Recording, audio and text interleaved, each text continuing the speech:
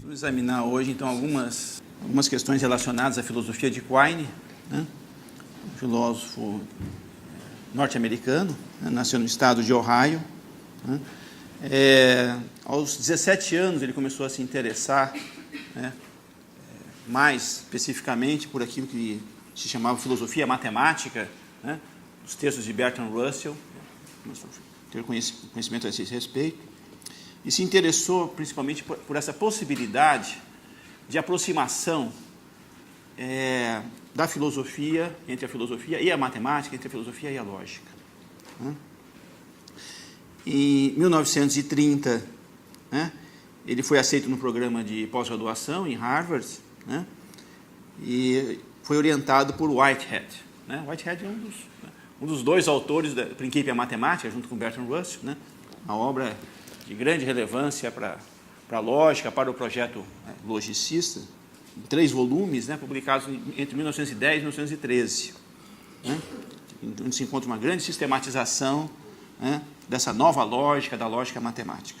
Então, foi orientado por Whitehead, né, que estava lecionando em Harvard nesse momento, embora não estivesse tão interessado em lógica, Whitehead naquele momento, mas ele, né, orientou o trabalho do Quine. Ele obteve o doutorado em 1932, né, e logo nesse ano ele conseguiu uma bolsa, né, como pesquisador, e pôde trabalhar em Viena. Viajar em Viena, assistiu às aulas de Schlick, né, participou dos eventos semanais que ocorriam no Círculo de Viena, né. Então ele teve um contato com várias pessoas ligadas ao Círculo de Viena, nesse período aí que o Círculo estava num momento bastante importante dos seus trabalhos. O Carnap, nesse momento, estava em Praga, né, e logo voltou a Viena no final do ano, aí ele teve o primeiro encontro com o Carnap, o Quine, né? Depois o Carnap voltou a Praga para lecionar, e o Quine também foi a Praga, ficou mais uns 2, 3 meses no início de 1933 com o Carnap, e a partir de então criou-se um vínculo, né, de trabalho, de amizade, né? Carnap, professor de Quine, né? E o principal livro de Quine, né, Palavra e Objeto, é dedicado a Carnap, né, como sendo professor e amigo, né, tal a ligação e a influência que Carnap teve sobre o seu pensamento, né.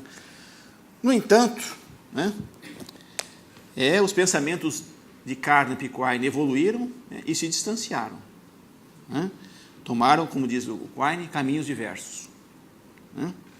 Mesmo assim, Quine diz, né, mesmo quando discordávamos, né, minha linha de pensamento era em grande parte determinada pelos problemas que Carnap colocava.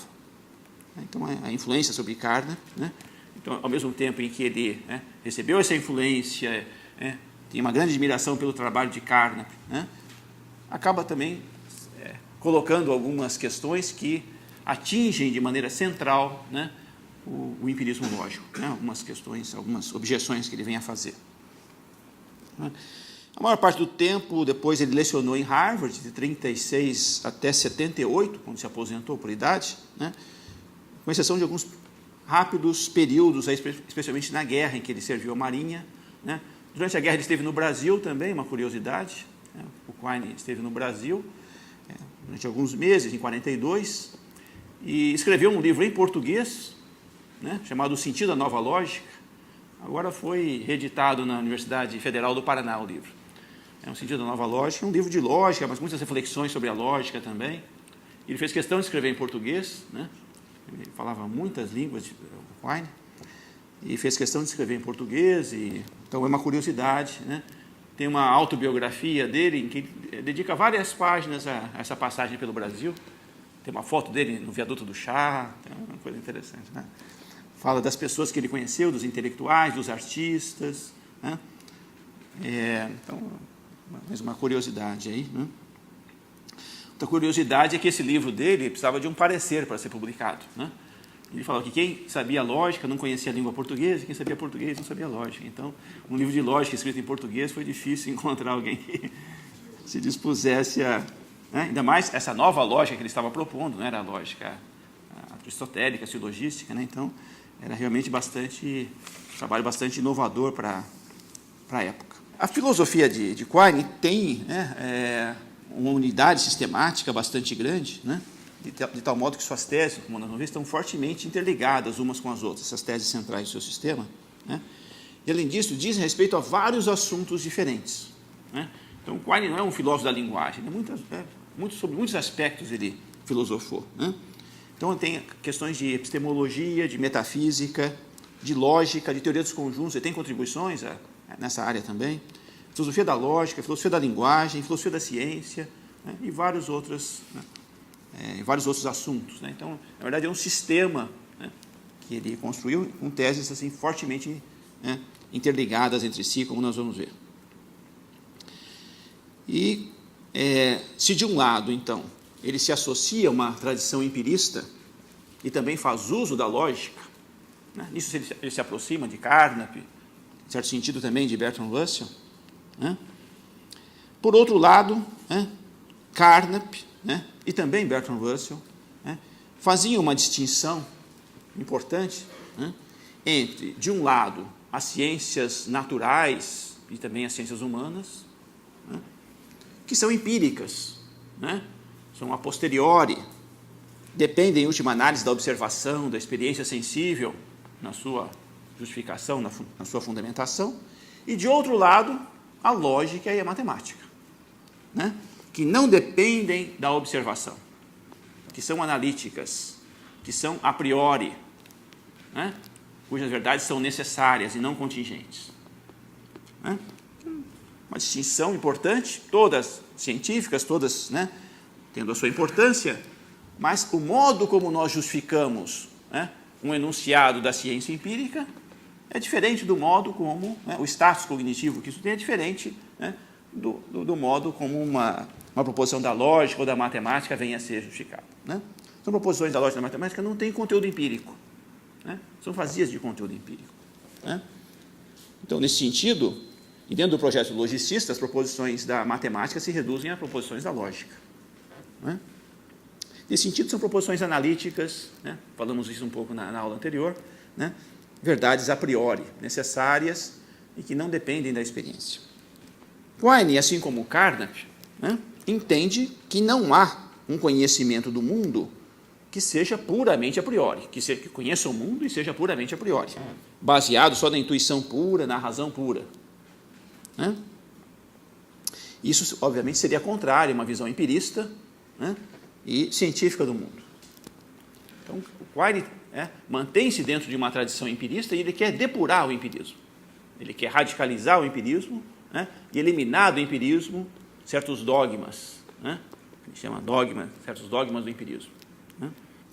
Quando Quine diz, por exemplo, nenhum solteiro é casado, um exemplo dele, né, não é uma proposição da matemática, da lógica nem da matemática, né, mas é uma proposição analítica, né, no sentido de que a verdade dessa proposição depende apenas do significado dos seus termos constituintes, não depende de questões de fato, não depende de como é o mundo, né? Então, isso do lado das verdadeiras. Do lado das falsas, o equivalente, né, semelhante. As que são sintéticas, mas falsas, descrevem de maneira falsa o mundo. As analiticamente falsas, que podem ser lógico-formalmente falsas, uma contradição, por exemplo, né? Ou analiticamente falsas. Algum solteiro é casado. Ela é analiticamente falsa, embora não seja uma contradição, né, como uma contradição da lógica ou uma falsidade matemática, né? Então, essa é uma distinção importante que é feita pelos empiristas lógicos, né? Interessante notar que essa distinção entre analítico e sintético não é apenas dos empiristas lógicos. Kant faz essa distinção, analítico e sintético, então não é uma distinção exclusiva. Claro que depois em Kant vai ser diferente, vai ter um sintético a priori, né? Mas a distinção analítico-sintético valeria, né, para outras visões que não propriamente do empirismo lógico, né? Quine vai questionar essa distinção. entre analítico e sintético, né? E tenta mostrar que não se tem um sentido claro dessa noção de analiticidade. Ele vai dizer, não se tem um critério claro para distinguir um enunciado analítico de um enunciado sintético. Não se tem esse critério. E mais do que isso, né? Essa distinção joga um papel fundamental na filosofia de Carnap, né? No empirismo, né? E até em outras filosofias como a de Kant. Essa distinção analítico-sintético, né? Não é apenas algo acessório, mas tem um papel fundamental dentro do sistema desses outros autores. De tal modo que questioná-la, né, tem muitas implicações importantes. Tal como geralmente é entendida, não para Quine, tal como geralmente é entendida, né, a noção de analiticidade implica, primeiro, que as verdades da lógica e da matemática, pelo menos essas, são analíticas. Eu vou fazer o recorte do analítico sintético de tal modo que as verdades da matemática e da lógica são analíticas. E segundo ponto, que as verdades analíticas não requerem justificação. Pelo menos não requerem uma justificação, no mesmo sentido em que as verdades sintéticas requerem uma justificação, né? Elas teriam um status epistemológico diferente, né? Vazias de sentido, né? Elas não dependem de uma confrontação com a experiência, né? Para que possam ser tomadas como verdadeiras. A caracterização usual de enunciado analítico que Quine utiliza, né? Ele vai fazer isso num dos artigos mais famosos dele, chamado Dois Dogmas do Empirismo, né? Um artigo de 1951. O modo como os enunciados analíticos geralmente são entendidos são enunciados que são verdadeiros ou falsos, né? Que pode ser analiticamente verdadeiro ou analiticamente falso, né? Em virtude apenas, o apenas é importante aí, em virtude apenas do significado dos seus termos não lógicos, né? Seus termos constituintes não lógicos. Por exemplo, todo triângulo tem 3 lados. Nós compreendemos essa proposição, né? E basta compreender a proposição para saber que ela é verdadeira. Depende só do significado. Eu reconheço a verdade da proposição a partir apenas da compreensão do significado, né, dela e dos seus termos constituintes, né? Vamos supor que faça parte da nossa noção de cobre que o cobre é um metal. E eu digo, o cobre é um metal, sendo que faz parte da definição de cobre ser metal. Também é uma proposição analítica, né? Uma proposição da lógica, P ou não P. Uma proposição P ou não P, né? Outro enunciado do Quine, né? Nenhum solteiro é casado, analiticamente verdadeira, né? Algum solteiro é casado, analiticamente falsa.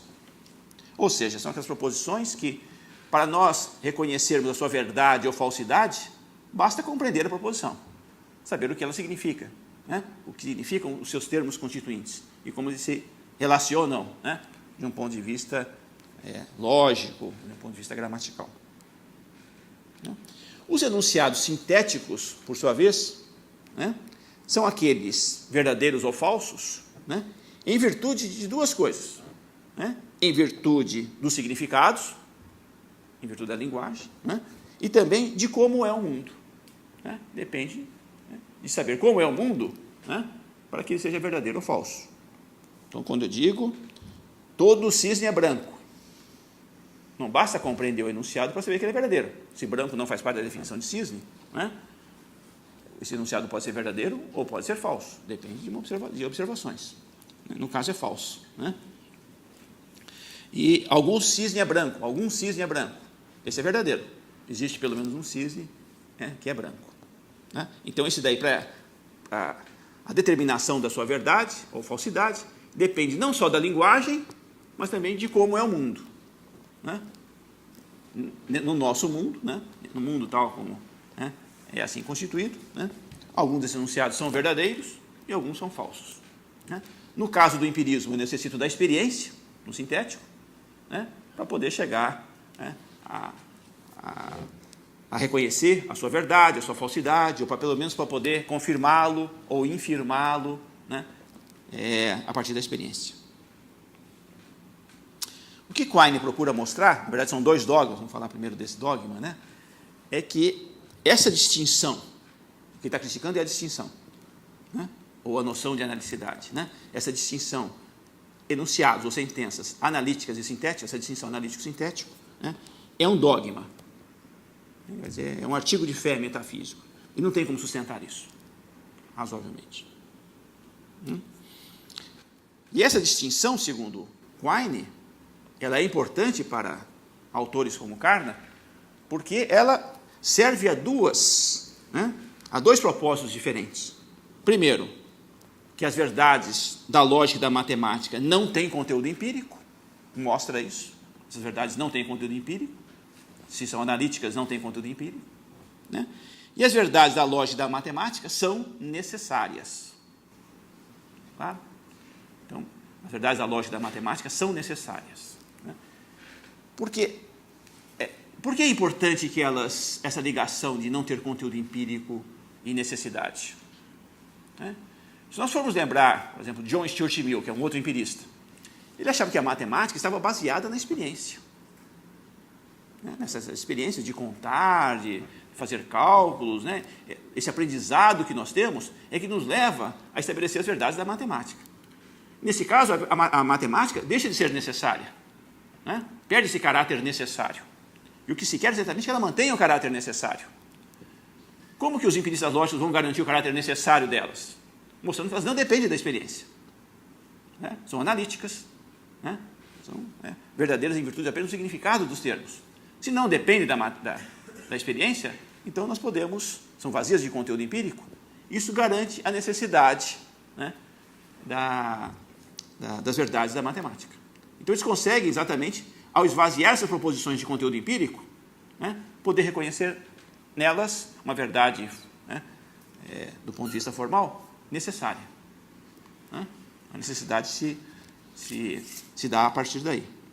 Que esse seria um problema para o empirista, né? A matemática, como que o empirista vai fundamentar a matemática, né? Se todo conhecimento provém da experiência, como fica a questão da matemática, né? Mas a matemática são enunciados analíticos, verdadeiros em virtude apenas do significado dos termos, vazios de conteúdo empírico. Isso garante a necessidade da matemática, né? Então, daí a importância, né, dessa distinção, né? Poder exatamente o lugar adequado, né, em que a matemática pode ter, né, no conjunto dos nossos conhecimentos, né, científicos em geral. O problema, segundo Quine, é que essa distinção assenta em uma noção que é a noção de significado, né? A proposição é verdadeira em virtude apenas do significado dos seus termos, dos significados existentes, né? E essa noção, tal como é aí apresentada, não é uma noção empírica, né? O próprio Quine depois vai tentar reinterpretar isso em termos, né, de processo de aprendizagem da linguagem, etc., mas do modo como geralmente é apresentada, né, não é uma noção empírica, né? Então ele vai começar com um exemplo, Quine. É um exemplo que todos admitem como uma verdade analítica, né? Não é nem da lógica, nem da matemática, mas uma verdade analítica, né? Nenhum solteiro é casado, né? Nós reconhecemos a verdade dessa proposição, né, apenas pelo reconhecimento, né, apenas pela compreensão do significado dos seus termos constituintes, né? Ninguém vai fazer uma pesquisa empírica para saber se é verdadeiro que, né, nenhum solteiro é casado, né? Compreendendo o sentido de solteiro, que é homem quem não casou, sabe que nenhum solteiro é casado, né? O que ocorre com essa proposição? Nenhum solteiro é casado, né? Por que ela é vista como uma proposição analítica?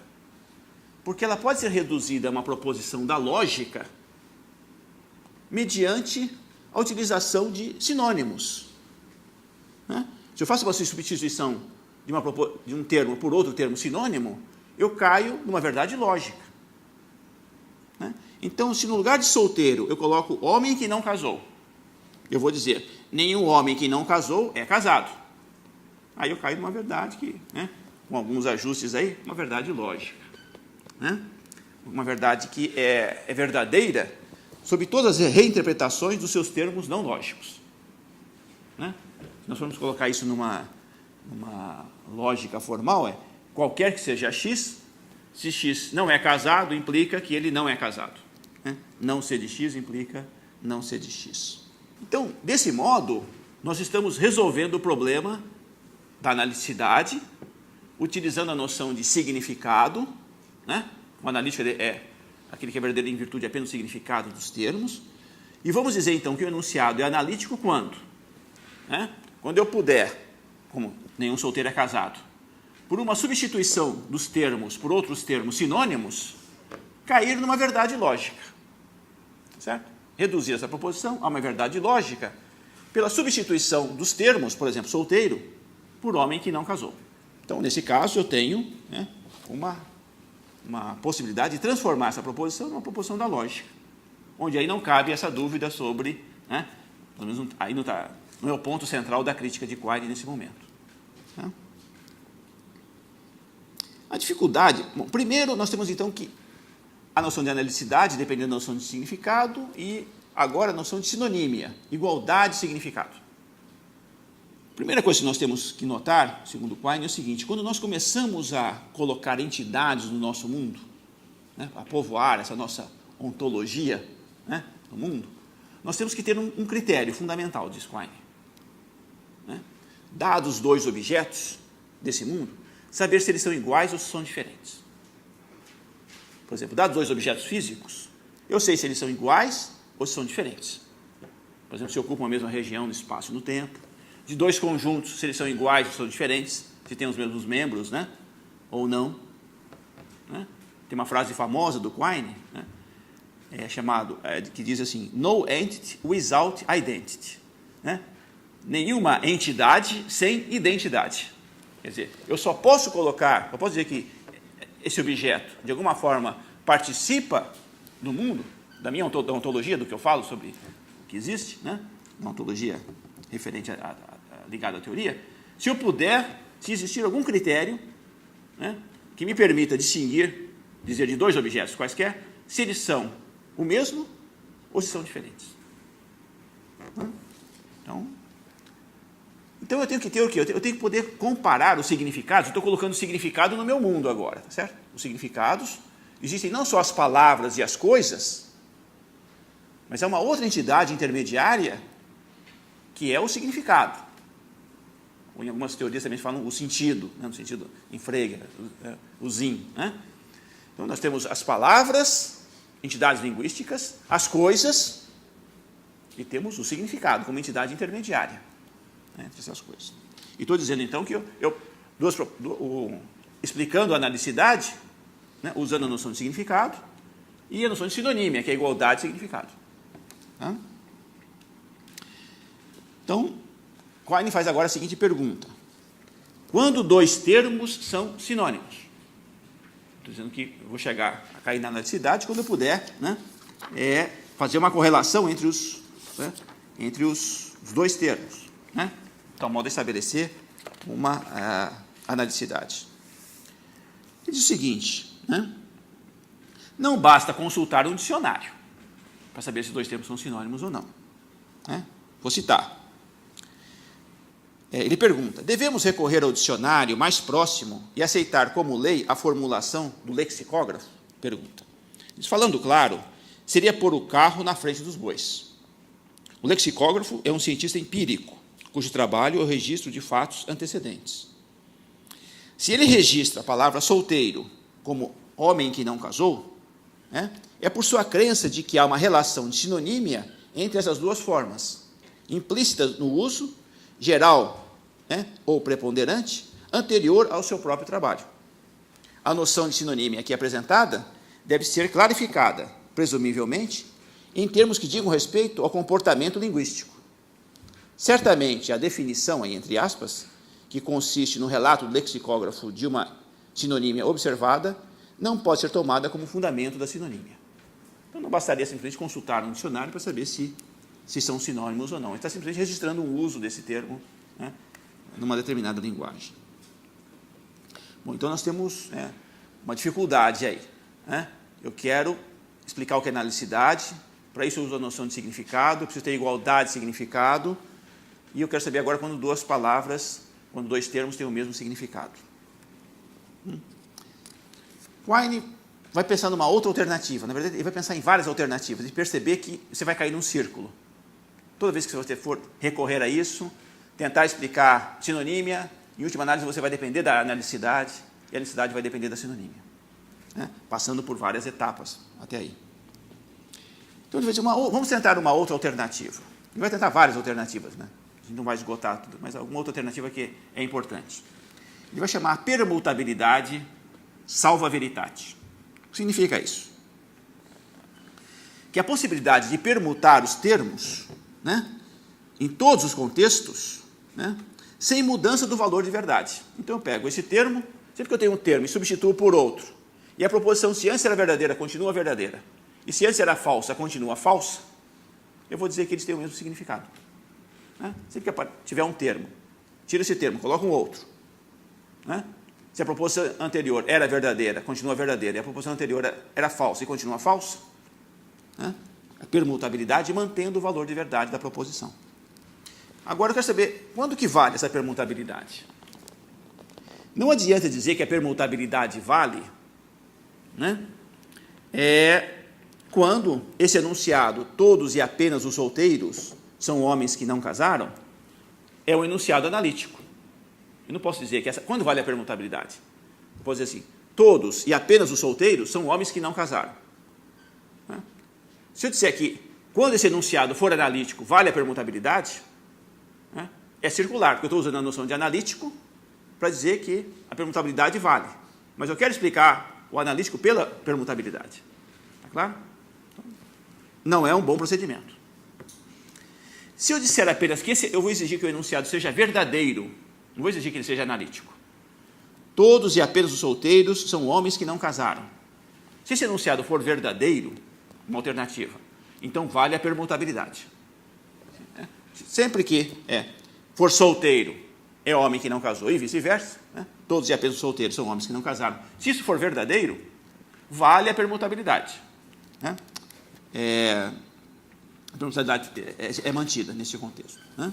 Ele vai dizer o seguinte, isso não garante, dizer só que esse enunciado é verdadeiro, não garante a analicidade. A permutabilidade, assim entendida, não garante a analicidade. Por quê?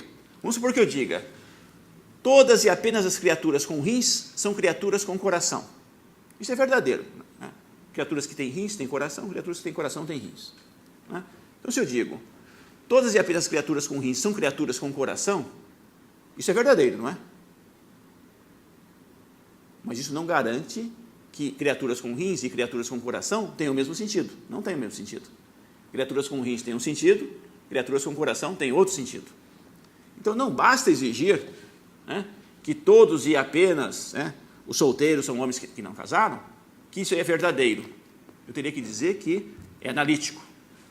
Mas para dizer que é analítico, eu caio numa circularidade. Então, a verdade, simplesmente a permutabilidade salva veritate não garante a sinonímia. Tá? Mais um recurso. Eu vou dizer não só que o enunciado, não posso dizer que ele é analítico para não cair em circularidade, verdade é muito fraco, não garante a sinonímia. Eu vou dizer que essa proposição ela é necessariamente verdadeira. Necessariamente verdadeira. Então eu vou dizer, se é necessariamente verdadeiro o quê? Todos e apenas os solteiros são homens que não casaram, então agora eu garanto a sinonímia. Né? Porque isso aqui não vale para criaturas com rins e criaturas com coração. Não é necessariamente verdadeiro que todas as criaturas com rins sejam criaturas com coração. Tá? Então, mas o que o Quine vai dizer? Quando que essa proposição necessariamente P vai ser verdadeira? Exatamente quando P for analítica. Né? Quando ela for analítica, ela vai ser necessariamente verdadeira, essa proposição. E é nessa situação, então, que eu vou tentar explicar quando vale necessariamente essa proposição, né? Eu tenho que acaba sendo a mesma coisa que dizer que a proposição é analítica, porque vale sempre, necessariamente. Não depende do que acontece nos fatos. Também não é uma boa definição. Ou seja, ele vai dizer que toda tentativa de mostrar, né, de explicar a noção de analicidade acaba entrando no círculo, caindo no círculo. Né? Você vai tentar analicidade via significado, para falar de significado você tem que ter sinonímia. Sinonímia você não explica pelo dicionário. Você vai tentar permutabilidade, salva veritate, não é suficiente. Permutabilidade em contextos modais, como necessariamente você resolve, mas pressupõe, por sua vez, a analiticidade novamente. Então você cai num círculo. Né? E diz, então, aceitar, não, ou seja, não é uma noção que eu tenho uma boa explicação, uma boa elucidação, uma boa compreensão dela. Aceitar isso é um dogma. Né? Por que essa proposição é analítica? É um dogma. Eu não tenho um critério para fazer. Eu não tenho um critério para distinguir o analítico do sintético. Eu tenho nas verdades lógicas, que é verdadeiro sobre qualquer reinterpretação dos termos, né? Não lógicos. Aí tudo bem. Mas para as verdades, como nenhum solteiro é casado, eu não tenho. E mesmo assim continuo a fazer a distinção. Né? Então, segundo Quine, né, essa distinção analítico-sintética, que é tão cara, não só a Carnot, vários outros filósofos, racionalistas, empiristas, né, Kant e vários outros, né, não é uma distinção que possa ser, que eu possa encontrar um critério claro de aplicação. Né? Nós mantemos, apesar de não ter um bom critério.